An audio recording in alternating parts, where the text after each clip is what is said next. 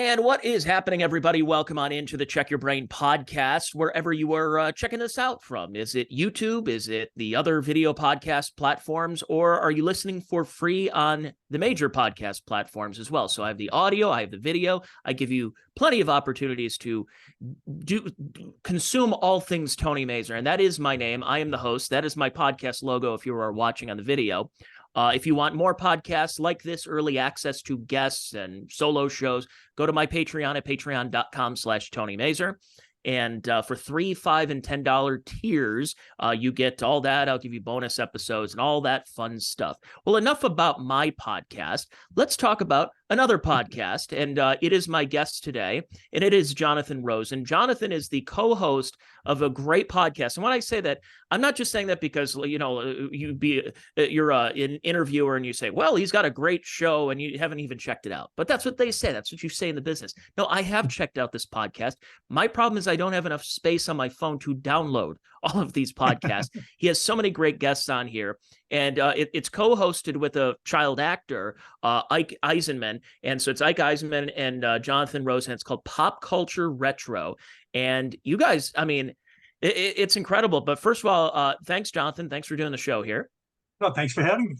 So I want to run through some of these guests that you have. Sure. I mean, it's honestly, it's incredible because you've been doing this for a couple of years. There's 140 episodes, and yet there's gold in so many of them. And I don't say that lightly. I mean, you have a lot of major guests and a lot of interesting guests. It's not even just A-listers. It's child actors who grew up and did something else. It's somebody who was a character actor in something, or you guys just play off each other and talk about something that whether Ike has been in a movie and you break it down, or you'll find a random movie like Shakes the Clown with Bobcat Goldthwait and Marty Fromage. And it's great. And that's so I got an opportunity to listen to your podcast. And but I want to mention some of the names of people if they really want to dig and do a deep dive in your podcast.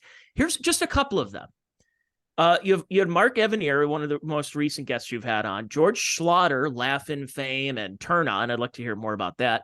Hank Garrett, Sergio Aragonis from Mad Magazine, Robert Hayes of Airplane fame, Tommy James of Tommy James and the Shondells, Dee Wallace. You had Paul Williams, you had Gary U.S. Bonds, you had Felix Cavallari, Anson Williams, George Chakiris, Tommy Chong, and you've also had some of my podcast guests as well on there, including Bruce Valanche, Dave Thomas, John Davidson, and Hal Linden. And I mean, and that's not even covering all of it. So you guys really have something going for you here, and it seems to be really taking off for you. Yeah, you know, when you say the Shakes the Clown one, that one still gives me nightmares because I hated that movie so much. I shouldn't. Why did you hate it? We do a segment called Forgotten Films, where, you know, either something that no one remembers, or maybe that we liked it, maybe didn't get its due.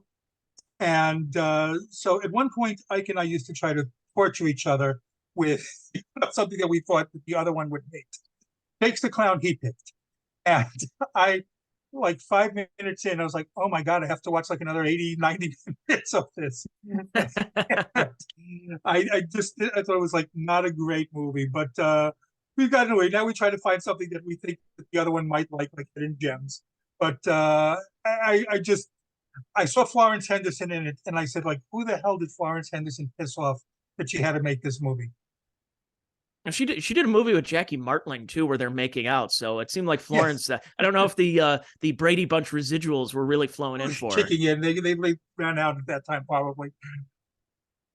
No, that's really cool. But I mean, all of those guests and by the way, full disclosure, we're recording this on Groundhog Day. So you also had Stephen Tobolowsky on, who played Ned Ryerson. Great. And yeah, I was bored the other day, and I was watching a documentary on Stevie Ray Vaughan. And I don't know if he mentioned this in the podcast at all. We did. We talked about Stevie Ray Vaughan there. But mention it. He's good friends. He was, you know, was good friends with Stevie Ray Vaughan, and they were in a band together. One of their, I believe both of them, it was their first band. So how weird is it that it's, Phil Connors? It's Ned, Needle Nose Ned the Head. And he was in the same band playing guitar next to Stevie Ray Vaughan. How weird is that? It was incredible. It was like, that's one of the fun things about doing the podcast is, you're doing the two, you find out little interesting nuggets that you had no idea about, or that just, like fascinating things. And, you find something with everyone who's on, everyone that's on, no matter how big or how, behind the scenes, maybe that they were, there's just been something fascinating that you find out about them. And I will watch Groundhog Day later today. It is a ritual to watch every year.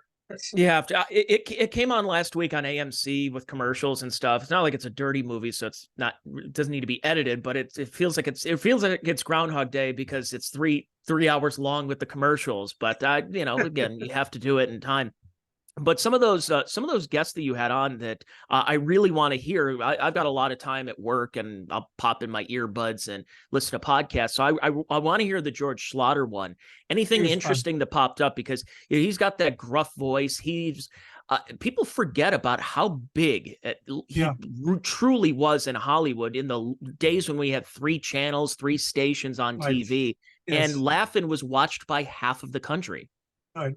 No, George told some really great stories.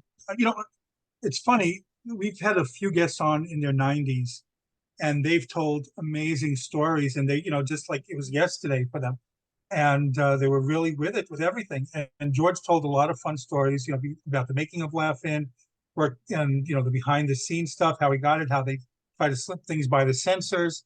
So he was great. Was it the Farkle family? Was that what I'm thinking of? I don't remember what it was. There was one thing. You have to watch it there because he tells it much better. But there was one thing that they got a nipple by the censors. So it was very interesting, very entertaining. Well, and he was also behind one of the most. It's weird because I'm starting to see more clips of it online. Is this show called Turn On? Yeah. And for folks who don't know what Turn On was, it ended up being one episode. It was supposed to be this new age, coming of age, like a 1969 series with computers, and it was a little bbit little racier, a little raunchier for the day in the late 60s. And their guest star was Tim Conway, who's always joked about that. I think he used to have a license plate that said 13 weeks, which is how long every series he was on. This one, however, and I'm just up the street from Cleveland, Ohio, the local ABC affiliate WEWS actually cut Turn On halfway through. So Tim Conway, and I believe George Schlatter said this, their wrap party for the first episode was also their going away party, because by the time it got to the West Coast, they didn't even see it. Hello and goodbye. Yeah, it was talk brief. I don't think I knew that Tim Conway story, actually. So that's fascinating. But yeah, he did mention it. He did mention that some of these things that he worked on were ahead of his time. You'd have to watch the two, because some of the things I don't remember fully, and I should. So it's like I'm embarrassed now. But yeah, I do remember we did discuss Turn On. What were some of your other favorite guests, whether they were like of George Schlatter level or somebody that was a character actor, some of those guys that you go, hey, that guy. Yeah, that guy. I remember that guy. He's that guy in that show. I liked, I will say, all right, give a diplomatic answer to it, and it's true. I like all the guests for different reasons. I like all the guests. Look, you reach out to someone because you like them. You have a respect for their career or something that you like them in. So you do. But certain ones do stick out. Like Paul Williams, I absolutely love, just because I loved him as a kid, and it was like one of the few times that I was really awestruck with who I was interviewing. So it's like you had that feeling that brought you back to childhood. And a lot of the same reasons that I like some of the other guests is just because I was brought back to childhood with them. We had Mino. Do you remember the show Voyagers from the 80s? Yeah, I remember. I don't remember watching it, but I do remember it. Okay, there was a time travel show with Mino Palouse, and it was John Eric Hexum. John Eric Hexum, people know now because he accidentally killed himself with. Was it Cover Up? Was that what the show was called? Exactly it. Right. That was after Voyagers. So Voyagers only ran for one season. I loved that show so much as a kid, and we had on Mino Palouse, who was the kid in that, and so that really. I love that one just because it brought me back to childhood. It was like the show that I loved as a child, and get to hear all about the behind the scenes stories. Another one again, if the Choose Your Own Adventure books, also Mhm. hugely popular in the 80s. So those I read religiously. They were my favorite books, as a kid. And we had on Edward Packard, who was the creator of that series. So for different reasons, I loved going back and talking to these people just because they were special to me in my childhood. One fun one that we just had on recently was, and for a different reason, we had on from The Mummy, Kevin J. O'Connor, who played Benny in The Mummy Mhm. and the bad guy. So he had reached out to us and that he enjoyed the podcast. And I was absolutely blown away. That's great. Just absolutely blown away. And so immediately I bounced it like, oh, would you like to be on? And so he did. So it was fun that you just don't know who's watching you. That's one of the things. And with a couple of the guests that we've both had on, one of my Yeah. favorites, and I reference him, I think it was my favorite podcast I did was with Mhm. Dave Thomas of Dave was great. SCTV. Of course, everyone knows the Mackenzie brothers, and he was on Grace Under Fire. But I had him on because he had a book out. He had a science fiction book. It was about 2 or 3 Fine. years ago I did Yeah. this. And so you have somebody on. That's kind of what ends up happening. For I think everybody knows, and not breaking any new ground of tearing down a fourth wall. But when you have people on, it's usually, what are you here to promote? You have a book out, you What are you have this and plugging? that. Right. So having Dave Thomas on, yeah, I want to talk about his book and everything. It's kind of interesting. It's like, hey, what's Dave Thomas doing nowadays? And I'm assuming he probably thought, oh, here we go. They want to hear about the Mackenzie brothers. I never mentioned Rick Moranis or the Mackenzie brothers. I wanted to hear about his Bob Hope impression, how he got to be a huge Bob Hope guy. And like Tim Conway and like yours truly, Bob Hope also hailed here from Cleveland, Ohio. And I wanted to hear more about it. And he does the perfect impression of it. It might be my favorite impression of anyone, anybody. I'll say with Bob Hope, just that you mentioned, Bob Hope is probably my all-time favorite comedian. I think they're just absolutely brilliant. I think nobody had better timing than Bob Hope. And grew up watching the Road Pictures. So it's funny that you mentioned him. But yeah, we did discuss the Bob Hope impression, doing it for him. And Dave was great. So many fantastic stories. I don't know if I could have had as much self-discipline as you not to talk about the Mackenzie brothers, but I get it. Well, and that was the thing, was the Mackenzie brothers. I remember watching it when I was a kid, but I, as a non-Canadian, I didn't really get it. And in fact, I love SCTV so much. I kind of feel, and no offense, Dave, if you're watching this, I felt it was one of the weaker parts of the show.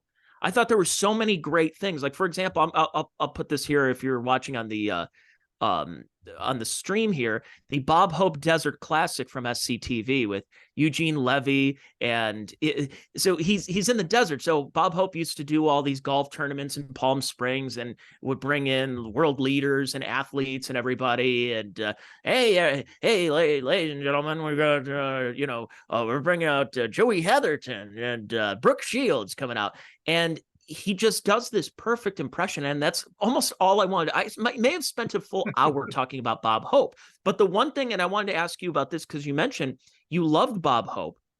Why? Now, I love Bob Hope, but I'm interested to hear this, that people under 80 who actually like Bob Hope, because by the time he got to the baby boomer generation, a lot of baby boomers were like, yeah, he's a war hawk, and this is the Vietnam War. He's cheering on war. We don't want any of this. Bob Hope was my parents' generation. Yet, I think a lot of people don't understand that the timing, the award show, the monologues that we see that are commonplace today, are a lot of it is stem from Bob Hope. Bob Hope's better. Yeah, I don't think people are going to give him his due if that's all that they think about him and not look at his career. Like I said a few minutes, Bob Hope had the best timing, just absolutely best timing for me. I grew up watching, in the house. My dad used to watch a lot of, older movies. Not, I guess not for him older, but older movies for me. And I grew up watching the Road Pictures. Those are some of my favorite movies. Bob Hope, Bing Crosby. Watched a lot of Marx Brothers. We watched Abbott and Costello things together. So I grew up with an appreciation for all those old classic movies. And but my favorites were the Road Pictures.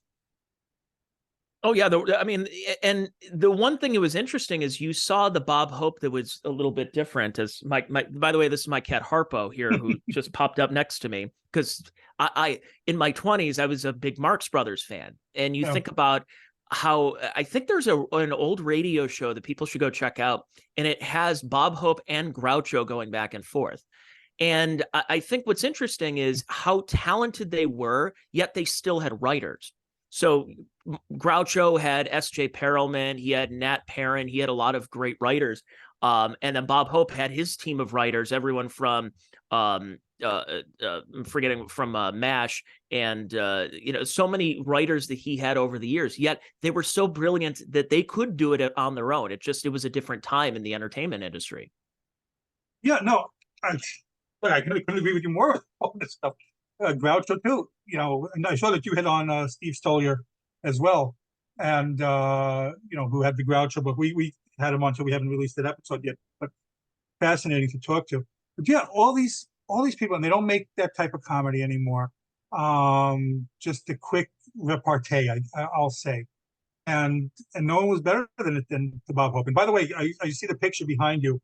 Another one that I was a huge fan of was Rodney Dangerfield. So I see that. I think one of the best to ever do it. Yeah, he was. I mean, that's the one thing that has changed in the entertainment industry. And talking to Bennett Yellen last year, who's for folks who don't know, he's a writer and was one of with the Farrelly brothers creating Dumb and Dumber. And I was talking to him when he had plenty of time. He wasn't doing much because there was a writer's strike going on.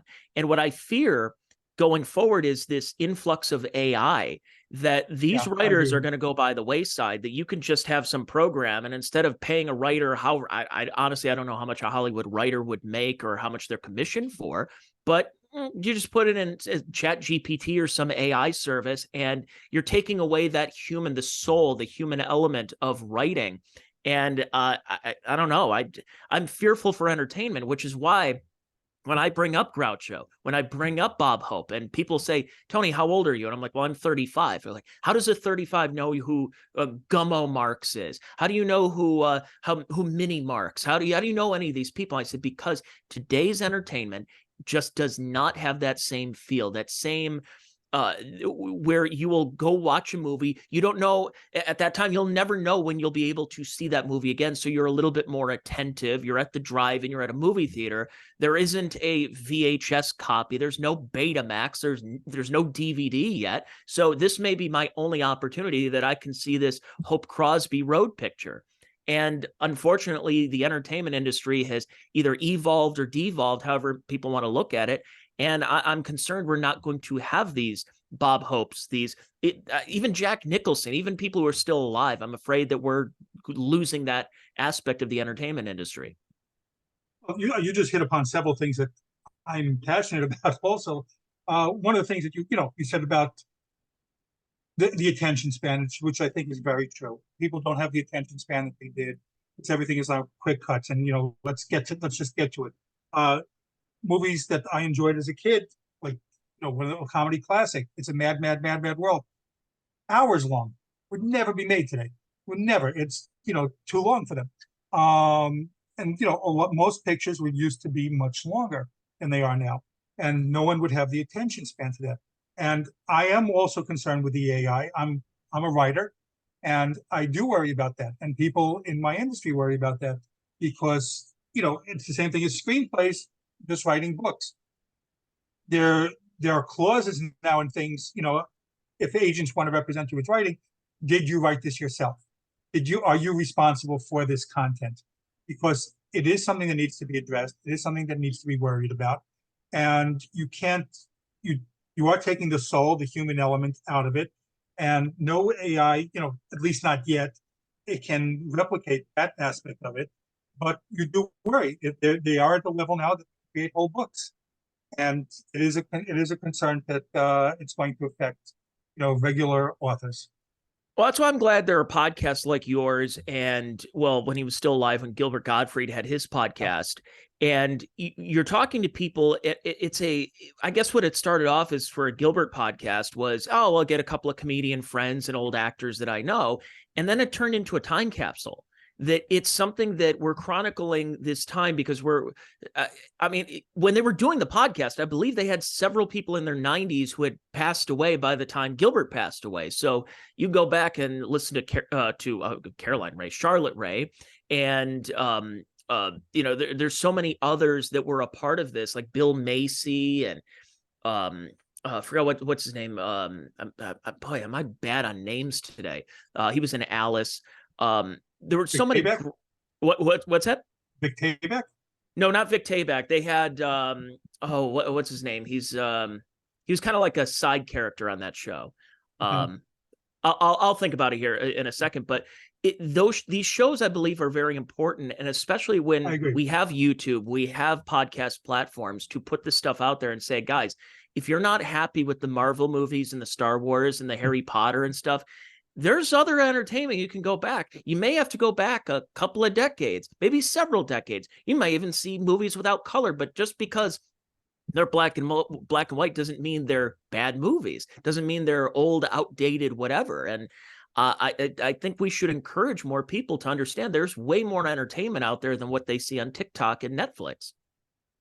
Again, I mean, I couldn't agree more. It's I encourage people to go watch these older movies, and you'll see. And it's tough because I know, like, my kids are, sometimes they see that black and white old movie, they just won't have the patience to even try to sit through it, even attempt to sit through it. And I think they're doing themselves a disservice because these movies were so entertaining. They're classics for a reason. Like I said, I still enjoy the road pictures when I see them now. And you said you had on, talking about gifts in the 90s, you said you had on Hal Linden? Yes, yeah, right. Several years ago, yeah. Right. Hal Linden was extremely entertaining. And, a lot of these people in the 90s, and we've had on several in the 90s already, and just about everyone was really with it and just telling such fantastic stories. I'm thinking, Hal Linden, George Schlatter and Sid Croft, all these people, and Bonnie Bartlett we had on recently. All these people are in their 90s, and they told wonderful showbiz anecdotes and just things that you can learn from. And I love Hal Linden, not just from Barney Miller. I mean, just a lot of the things that what a great career he's had on Broadway. Yeah, and his clarinet playing too. Right. Yeah. He loves that clarinet. I got a chance to meet him. It was about 5 years ago. So when I interviewed him, and he was doing a play called Love Letters. And for folks who don't know what it is, it's two people sitting on stage next to each other, but they're not in the same room, and they're reading letters that they've written. And it's funny, it's sad, and there have been so many different versions of this and different cast members.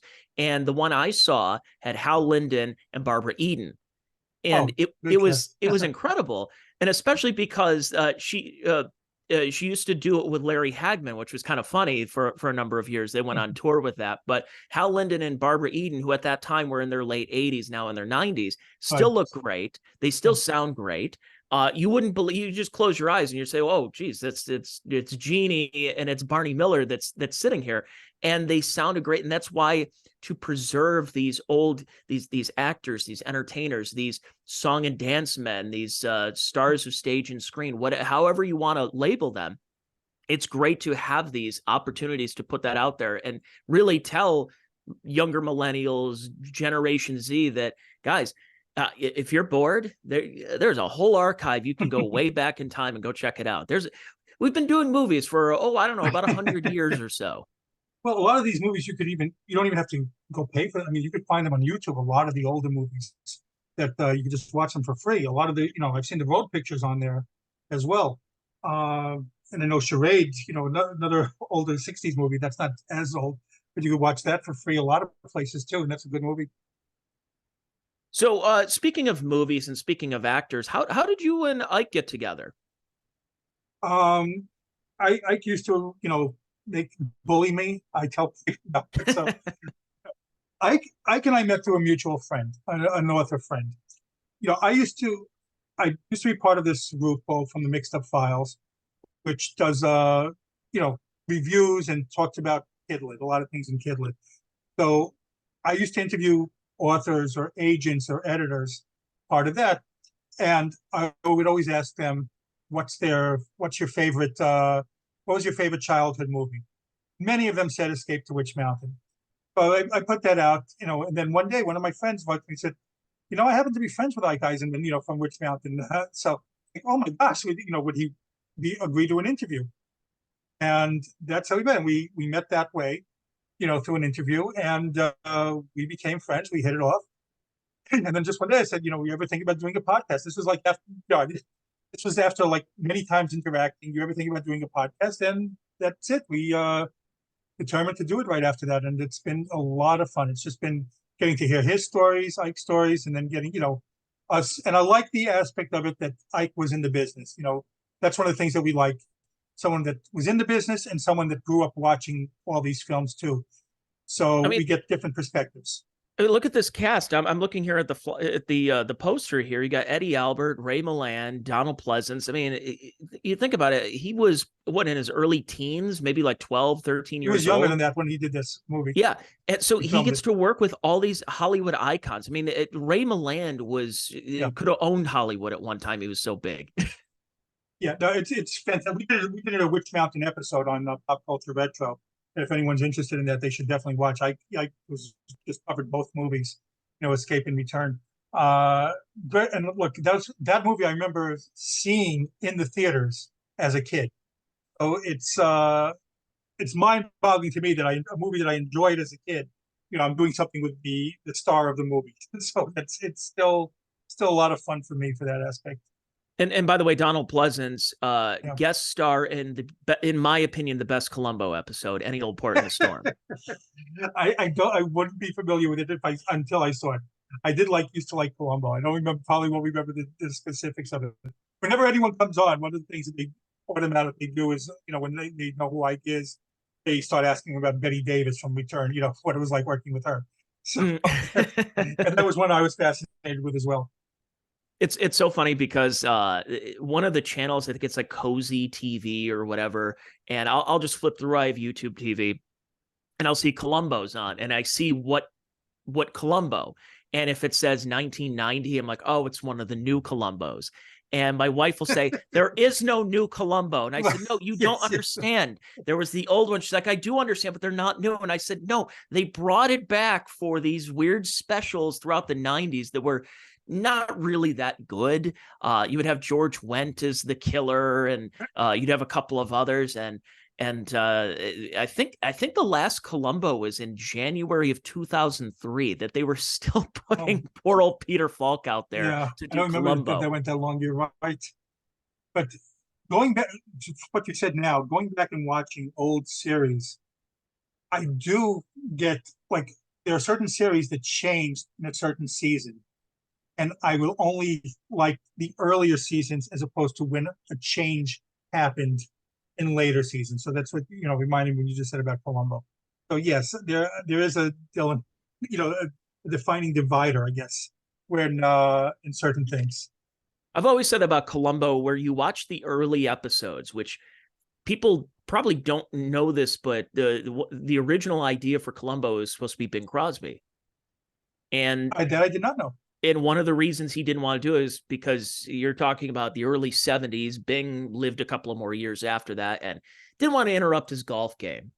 So they found Peter Falk, who was in the aforementioned Mad Mad World, and was doing a lot of stage work and was nominated for awards. And obviously it worked out. But what you were mentioning about the how a show changes, that by the 90s, he became the catchphrase guy. So when everyone says, when he does the just one more thing, in the early episodes, I would say in the first run, you rarely, if at all, hear him say that. It's almost like that Mandela effect. Is it the Berenstein or Berenstain Bears? Right. And they said, did he actually say it? Well, yeah, he did by the 90s, because it was just, oh, here it is. Catchphrase time. Right. He's going to do it. He's about to walk away, and the killer thinks he's just one more thing. It's something that's really been bothering me.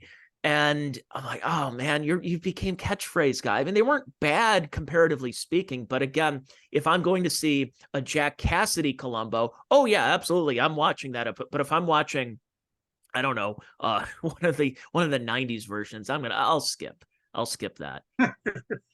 I probably still watch them. I haven't watched Columbo in a long time, and did used to like it. I like the Rockford Files as well. As thing Heart to Heart. I Hmm. did watch all those things. Another show that changed a little bit, and you had Anson Williams on, was Happy Days. That changed a And lot, not it just a little. changed, and it was on so long. It was on, I think, what, 11 seasons? Yeah, Uh, the the later ones to me were just not as fun. They weren't, I mean, everybody talks about the jumping the shark. Fonzie literally jumps the shark. And that's in our colloquialism of, oh, that's when you know a series has reached its peak and now everything else is going to go downhill after that. Yeah, Now it was still a very popular show through the rest of the 70s, but as far as the creativity and that they were finding different storylines, and then they bring Scott Baio on and Laverne and Shirley, and they were oh, let's force feed a spinoff over this, and hey, what happened to that Chuck guy? He went up to the attic and never came back I did. down. And that's another show that I'll look at. If it's on, I'll go, all right, what year? Okay, 1974, 75, because it's celebrating the 50th anniversary, I believe, just the other day, that it was 50 years since it debuted. But then, yeah, then you're starting to watch the ones with with Ted McGinley in the No, 80s. Oof. I think even to me, all right, I shouldn't say it because it's blasphemous. I know. Happy Days to me even changed way before then, when from the early shows where it was like filmed to later on when it went before the live audience for one. I think the show changed a little bit there. And then once they had Fonzie move in, I thought the show just really changed from that point on. It was not the same. It didn't have the same feel to it anymore. To Yeah, me. and also at the beginning, he wasn't wearing the leather jacket. Right. Yes. Because it was apparently, I don't know, gang or Hell's Angels or whatever, that they didn't want to have negative connotations. And the other one is they didn't want him on his motorcycle. He stood near it to imply that Right. is Fonzie's That I read too. his motorcycle, but he's not going to be on it, until that character just took off after that. And of course, Henry Winkler, by the way, hasn't been on my podcast. I would assume if he's probably on your short list of podcasts. One of the nicest men you'll ever meet. We just talked about him yesterday with a different guest, and who confirmed that that Henry Winkler is the nicest person in Hollywood. That's what Just such a nice guy. He helped Marlee Matlin, and in her early days, and so it's just really, really nice guy. But your podcast, you talk about all this stuff, and it's really cool. I also want to let people know that you're not just a podcaster. You're an author. I mean, you're a children's book author. Yes, I have several published kids books out, and yeah, that's my site. I have several published kids books out, and it's a lot of fun writing for it. I have, you know, I can do the shameless plugging and mention my books, but you can find it on my site. So, Yeah, I mean, these are yeah. these are kind of interesting, because what you do is you do put that age range for people to say, all right, so kids that, okay, maybe it'll be a little, not for a 4-year-old or a 6-year-old, but maybe if you're around 10. So I think it's a really good idea for parents. Yeah, that's most of my published stuff is around that age range, that 8 to 13 year range. Um, currently, it's funny I say that because I do love writing for kids. Currently, my agent is shopping an adult thriller. I wrote, so I'm trying to veer away from it a little bit, but I do enjoy writing for kids. And actually, Ike and I are in the process of revising a screenplay that we just did together. Oh, that's great. So, Yeah, one that's of it. these times I'll have to talk to Ike. That'd be pretty cool to talk to bounce stuff off of him. But I mean, it's interesting, because when you think about children's books, and a lot of that's been in the press lately about certain books and book bannings and everything. And I guess the most surprising thing to me is somebody who I would love to have kids. Let's just say we're working on it. Not very successful, but I would love to be a dad. But to me, in the days of the tablets, the cell phones, and the smartphones, and the smart TVs, and everything, I'm hoping that kids are still reading books. Kids still are reading books. It's fun. they're reading books in different formats as well. It's funny. I've also written stories that are on just story apps that aren't published in stores.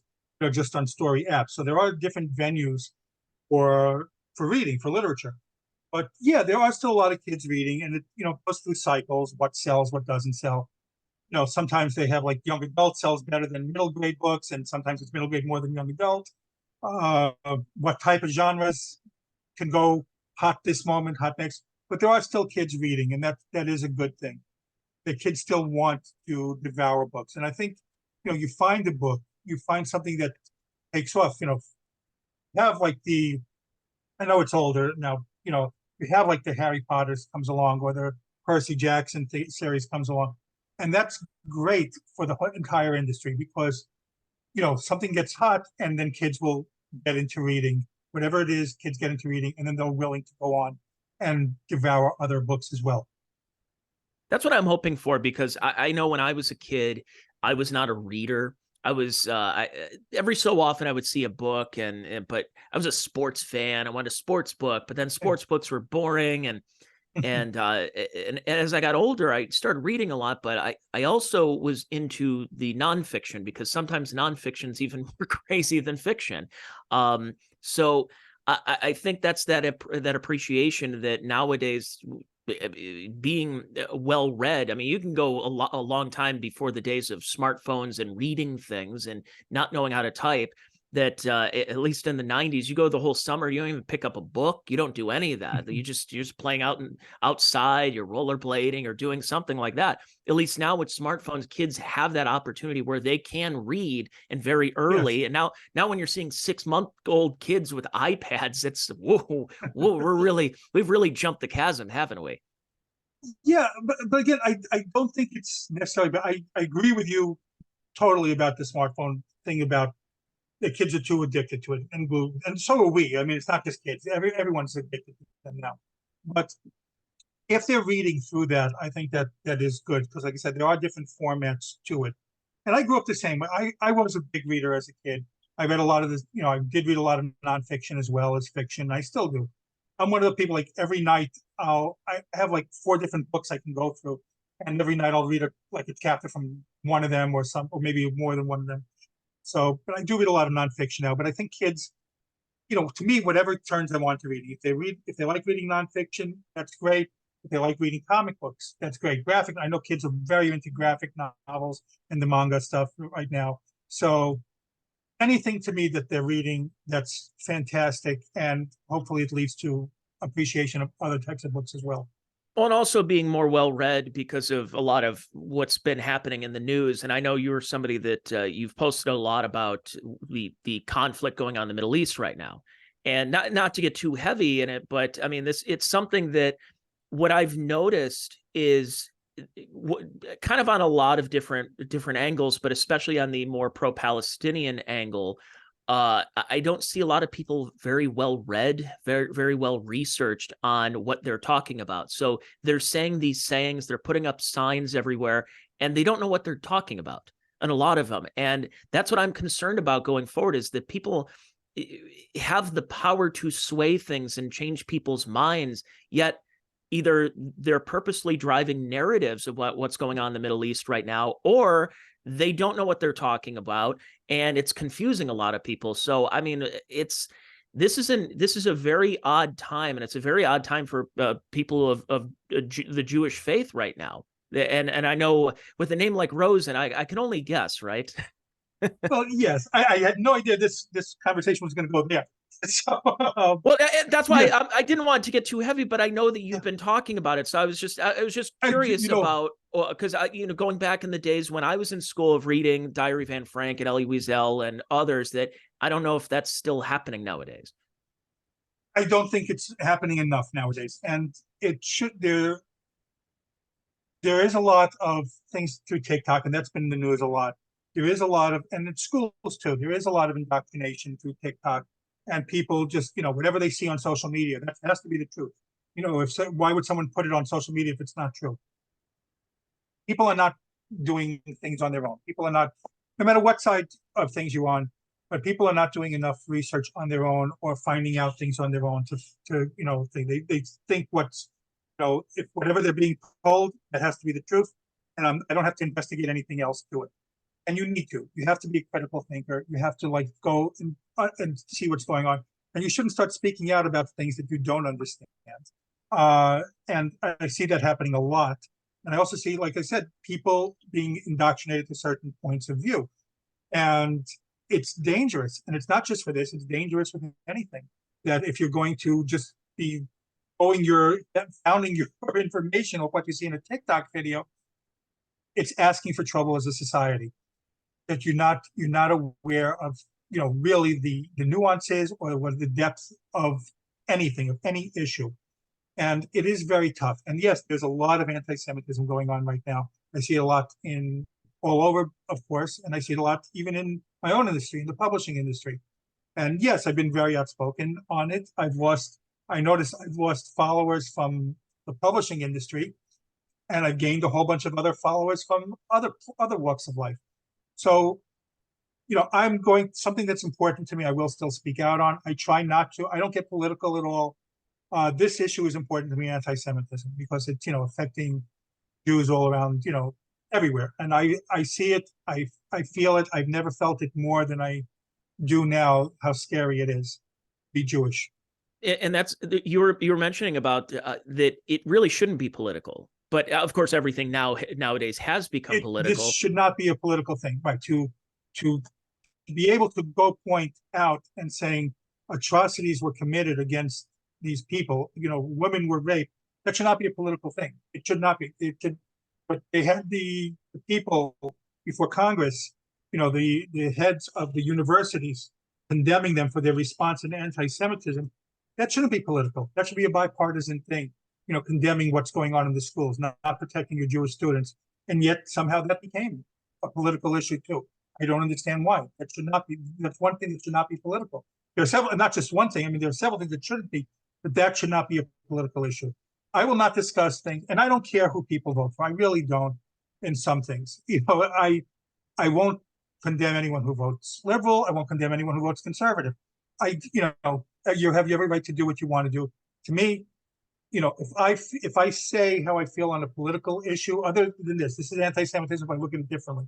If I say how I feel on a political issue, then I failed, because I grew up in this time that everyone respected other people's views, and I want people to, on the left to buy my books and enjoy them. I want people on the right to buy my books to enjoy them. That's the one thing, is that even though you're passionate about this, you're not passionate from a political angle.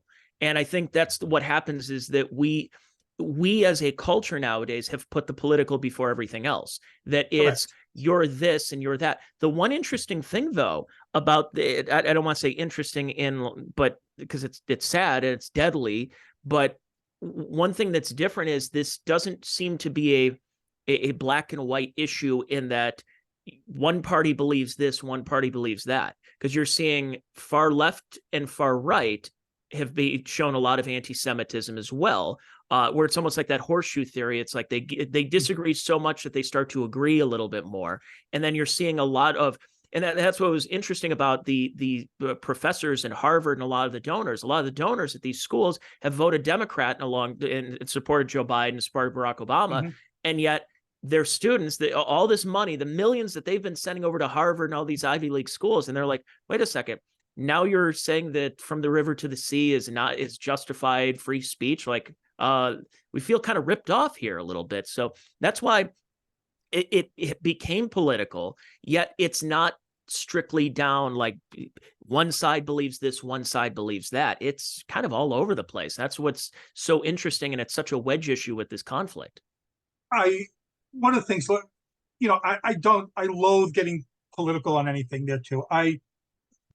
Yes, far left and far right, I disagree with you on this, I disagree with you on that, oh, we hate Jews. Hey, we hate Jews. Okay, we agree on something. So that's one of the things that the far left and the far right can agree on together.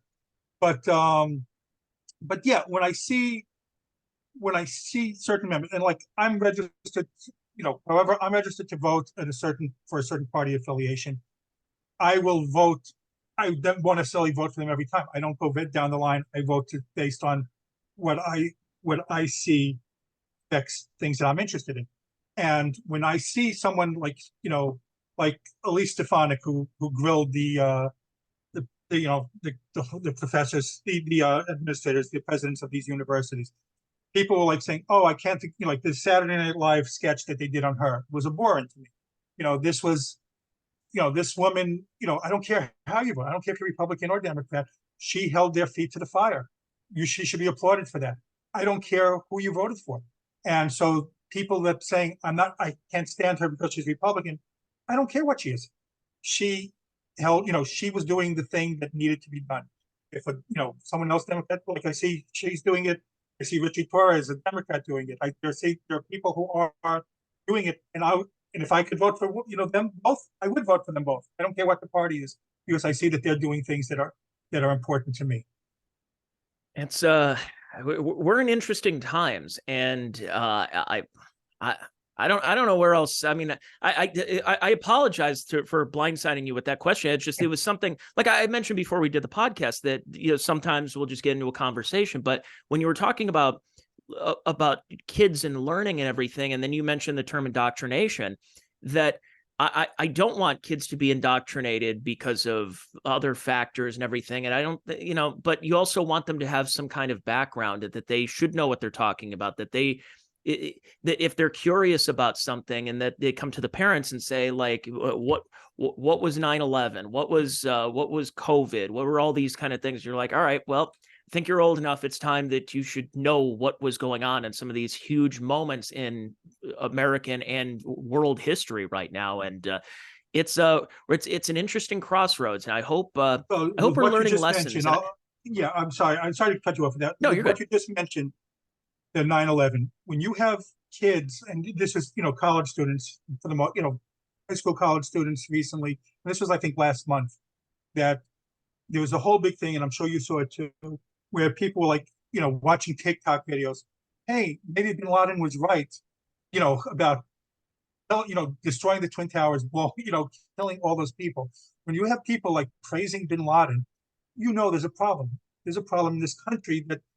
That's why I use the term indoctrination, that kids, students are being indoctrinated to hold certain views. And a lot of it is anti-Jewish things. A lot of it is anti-America things. But when you have people praising Bin Laden, we failed in some capacity. Yeah, right it's one of those, there's a meme that's online where they say that you don't, in fact, have to hand it to Osama bin Laden. And I remembered seeing that. Yeah, it was a couple of months ago on TikTok, where they're all just reading the letter, which is, I guess, just being scrubbed from a lot of sites, and saying, well, what about? And I'm like, yeah, no, I don't know about you TikTok people, but I happen to be alive on that particular Tuesday in September of 2001. I remembered that. I remembered seeing that. There's conspiracy theories you can get into anything about the insurance and Building 7 and all that, but the fact of the matter is 3,000 people died, and regardless of anything that led up to it, 3,000 people died. And you're going to sit here shrugging your shoulders on TikTok because you're 19 years old. You weren't even alive during it, and say, well, maybe you got to hand it to him. No, you friggin' do not. Yes, no, exactly it. I mean, that day, I, like many people there, I remember exactly where I was. It hit me so badly that day. And you can't go and now start praising the murderer. It's mind-boggling to me. Now, I'm going to try to do my best to transition out of this.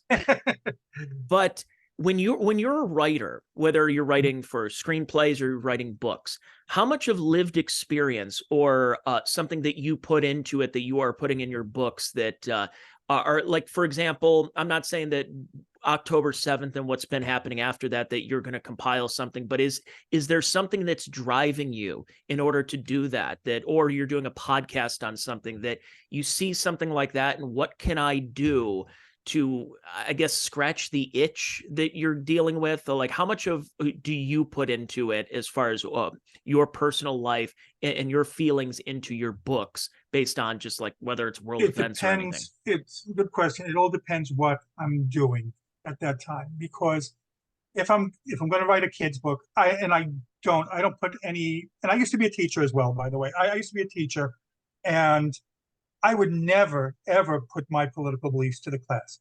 I would present them, and this I'm being dead honest here. I swear to you, I swear on my life, I would never present my feelings as this is the right way. So I try to present both sides always and let the kids make a determination. I said, this is what this party believes, this is what that party believes. So the same thing now. Depends what I'm doing. If I'm going to be talking about like online on Twitter, and Twitter is really the only place that I'm doing it, Facebook too occasionally, I am posting a lot about what's going on in the world and Jews. And so I think it's important, and I wish more Jews would speak up, because it's one of those things. If not now, when are you going to do this? This is the time. It's happening now. You cannot be silent right now. But if I'm writing for kids, I don't want to put in things like necessarily that, unless I'm writing a book about that topic. If I'm writing a book about a Jewish kid maybe facing anti-Semitism, those feelings are going to come through for sure. But if I'm writing a book like I did, before, like my first book, Night of the Living Cuddle Bunnies, I would not have anything in there to do it. Because to me, I just want to entertain. I don't want to put in my political beliefs. I just want to entertain and have kids enjoy the book, not saying, hey, this is what you need to believe. So there is a fine line. There is a little bit of a nuance with it. It really all depends what I'm doing, what I'm working on. Even the screenplay, the one that I just finished with Ike, that was just an entertainment thing. I did not put any of my feelings in it. But if we wanted to get a little more heavy-handed and do like a political messaging film, for sure, I believe in. But that's not me. I don't like heavy-handedness. I don't like pushing my ideology on other people. And if I'm doing an entertainment type thing, you and I talking about this, that's something different. If I would do another podcast just based on my beliefs, I would let them, through them too. But if I'm just going to write something for entertainment value, I try to keep that side out of it. Yeah, that's one thing that's interesting you said about being a teacher. And I remember growing up, I don't recall my teachers, unless I just am not remembering it. I don't remember them bludgeoning us over the head with political beliefs or beliefs in, sexuality or gender and that kind of stuff. And now you're seeing on TikTok and all these stories about teachers. I'm like, what happened? Is that my generation? Did the millennials, when we finally took over, we're like, all right, now you're going to know everything, who I voted for everywhere. Like, what happened? Everything changed. I agree. Yeah, I would never. Kids always used to ask me when I was teaching who I voted for. I would never tell them who I voted for.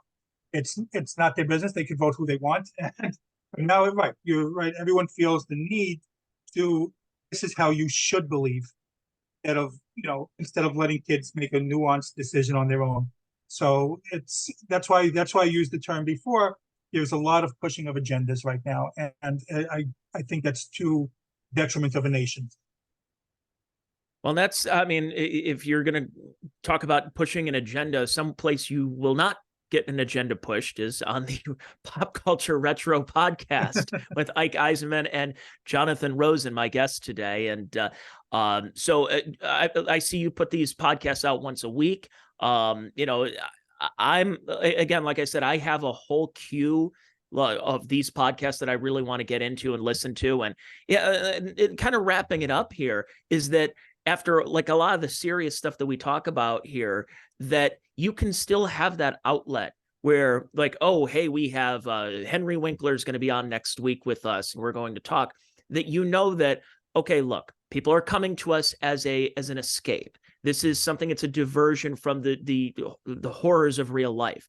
And just like sports, that's why a lot of people got upset when politics bled into sports, because people want to watch the Super Bowl. Well, they'll watch Taylor Swift now, but they want to watch football to see a bunch of like gladiators crashing into each other and beating on each other. That was that's why you go. They didn't want to come for the political messaging. So that's the one interesting thing about doing these type of shows is You do a podcast, you have an old actor on, and you're talking about the old days. You're talking shop. So for that 1 hour, that hour and a half that you're doing this, you get to kind of forget about what's really going on in the world. And for the listener and for the viewer, that they can say, all right, thank God. Now, look, tough day at work, tough day at home, tough day of what's going on in the news. I'm just going to lose myself in this podcast for the next hour and a half. Yeah, we've had on guests who have espoused their beliefs as well, and I will never comment on it one way or the other, whether I agree with them or not. But yeah, for me, this is not the purpose of it. I don't. It's what you just said. To me, this is for entertainment. I want to be entertained. I don't want to watch things that give me your beliefs on things. I want to just be entertained at certain points, and that's why I enjoy doing this. It is an escape for me as well, and I hope people who tune in that it's an escape for them. Well, I do enjoy the podcast. I recommend it to everybody listening and watching this podcast. And if you want more information about Jonathan, go to houseofrosen.com and check out everything there. I believe you have some, like you mentioned about the screenplay, you have other projects coming up. And yeah, one of these days when you get these off the ground as well, I'd love to have you back on. We'll talk about that too. I'd love to. Appreciate it. It's been a lot of fun, and thank you for having me.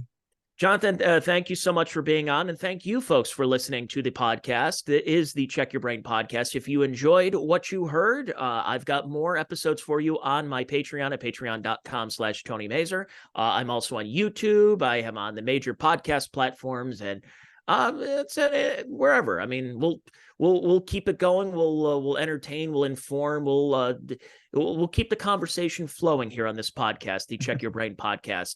Thanks for listening, and I'll be back with you next Wednesday with another episode of the Check Your Brain podcast. So go there, and until then, leave me a 5-star rating. Leave Jonathan a 5-star rating. Why not? Just although I think you've got so many more 5-star ratings, I have a couple. So I think you have perfect marks. Using a teaching analogy, you have perfect marks on yours. But no, I appreciate you coming on. I appreciate you folks for listening, and I'll be back with you folks next Wednesday with another podcast. Bye, everybody.